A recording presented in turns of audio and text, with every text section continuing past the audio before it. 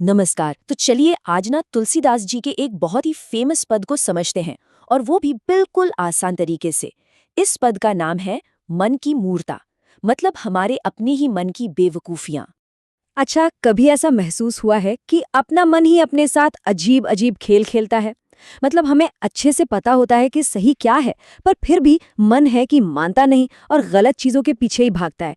होता है ना ऐसा सबके साथ? तो चलिए आज इसी मन के खेल को ना जरा गहराई से समझते हैं। और पता है ये कोई आज की प्रॉब्लम नहीं है। सदियों पहले एक बहुत ही महान कवि ने इस उलझन को पकड़ लिया था और उसे अपनी कविता में इतनी खूबसूरती से लिखा। और वो महान कवि थे गोस्वामी तुलसीदास। अब कविता को समझने से पहले एक छोटा सा इंट्रो हो जाए कि आखिर तुलसीदास जी थे कौन। और हाँ, ये सारी जानकारी सीधे आपकी स्टडी मटेरियल से ही है, तो सब कुछ बिल्कुल क्लियर रहेगा। तो देखिए, तुलसीदास जी जो थे वो भक्ति काल के, मतलब भक्ति मूवमेंट के सबसे महान कवियों में से एक थे। भगवान राम के वो बहुत बड़े भक्त थे और उन्होंने ही रामचरितमानस जैसा महाकाव्य लिखा है। उनका समय था 1532 से 1623 तक। चलिए अब इंतजार खत्म करते हैं और सीधे उस पद पर आते हैं जहां तुलसीदास जी ने मन की इस बेवकूफी को एक्सपोज किया है। मैं इसे एक बार पूरा पढ़ूंगा, बस इसके शब्दों को और इसके फील को पकड़ने की कोशिश कीजिएगा। ऐसी मूढ़ता या मन की परिहरि राम भक्ति सुर सरिता आस करत ओसकन की। धूम समूह निरख चातक ज्यों त्रिषित जानी मति घन की। नहिता शीतलता न बारी पुनिहानि होती लोचन की। ज्यों गछ काच बिलो की सेन जड़ छह आपने तन की। टूटत अति आतुर आहार बस क्षति बिसारी आनन की। कहलों कहो कुचाल कृपानिधि जानत हों गति जन की। तुलसीदास प्रभु हरहु दुसह दुख करहु लाज निजपन की। वाह, है ना कितनी गहरी बात। चलिए अब इस कमाल की कविता को ना लाइन बाय लाइन ब्रेक करते हैं और समझते हैं कि इसका एक एक शब्द क्या कहना चाहता है। तो यहाँ आता है पहला और शायद सबसे बड़ा एग्जाम्पल जो तुलसीदास जी देते हैं मन की बेवकूफी को समझाने के लिए। पहले इन दो मुश्किल शब्दों का मतलब जान लेते हैं। सुर सरिता, इसका मतलब है पवित्र गंगा नदी, और ओसकन का मतलब है ओस की एक नन्ही सी बूंद। तो मतलब क्या हुआ? मतलब ये कि हमारा मन राम भक्ति जैसी पवित्र गंगा नदी को, जिसमें कभी न खत्म होने वाला पानी है, उसे छोड़ देता है और भागता किसके पीछे है? उस छोटी सी ओस की बूंद के पीछे, जो बस एक पल में गायब हो जाती है। ये बूंद क्या है?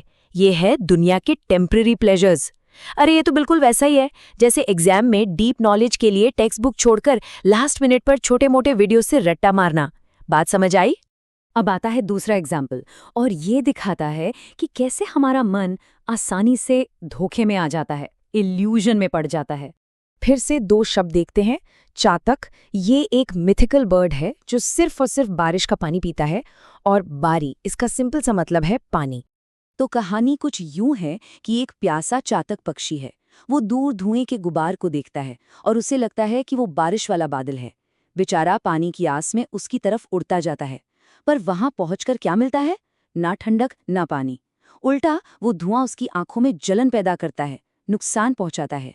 बिल्कुल ऐसे ही हमारा मन भी उन चीजों के पीछे भागता है जो दूर से तो बहुत अच्छी लगती हैं, पर पास जाने पर पता चलता है कि वो तो खोखली और हर्टफुल हैं। अब हम आते हैं तीसरे और बहुत ही पावरफुल इमेज पर। ये एग्जाम्पल मन की नासमझी को और भी साफ कर देगा। यहाँ सेन का मतलब है बाज और गचकाच मतलब शीशे से जड़ी दीवार। तो एक नासमझ बाज शीशे की दीवार में अपनी ही परछाई देखता है। उसे क्या लगता है कि वो कोई दूसरा पक्षी है, कोई शिकार है, और वो भूख के मारे बिना सोचे समझे उस पर हमला कर देता है। नतीजा, वो सिर्फ अपना ही मुंह, अपना ही चेहरा घायल कर लेता है। हमारा मन भी तो यही करता है, झूठे वहम से लड़ता है और इस लड़ाई में खुद को ही चोट पहुंचा बैठता है। तो इतने सारे एग्जाम्पल्स देने के बाद जब ये पता चल गया कि मन कितना नासमझ है, तो अब सवाल उठता है कि इसका सोल्यूशन क्या है? आखिर में तुलसीदास जी वही बताते हैं। और देखिए, सबसे जरूरी बात यही है, तुलसीदास जी एडमिट करते हैं, वो मानते हैं कि वो अपने मन की इन हरकतों को खुद कंट्रोल नहीं कर सकते। तो वो क्या करते हैं? वो सरेंडर कर देते हैं, खुद को भगवान यानी कृपानिधि के हवाले कर देते हैं और उनसे प्रार्थना करते हैं कि प्रभु इस असहनीय दुख को आप ही दूर करो और मेरी लाज रखो। तो इस पूरे पद का निचोड़ क्या है? द कोर मैसेज, हमें आखिर सीखना क्या है? देखिए, समझदारी का रास्ता बस 3 स्टेप्स का है। स्टेप 1, रिकॉग्नाइज, मतलब ये पहचानना कि मन अक्सर टेम्पररी और झूठी चीजों के पीछे भागता है। स्टेप 2, अंडरस्टैंड, ये समझना कि असली खुशी इन इल्यूजन्स में है ही नहीं। और स्टेप 3, अडॉप्ट, मतलब अपना फोकस उन चीजों पर लगाओ जो रियल हैं, जो परमानेंट हैं, जैसे कि डिवोशन और अच्छे काम।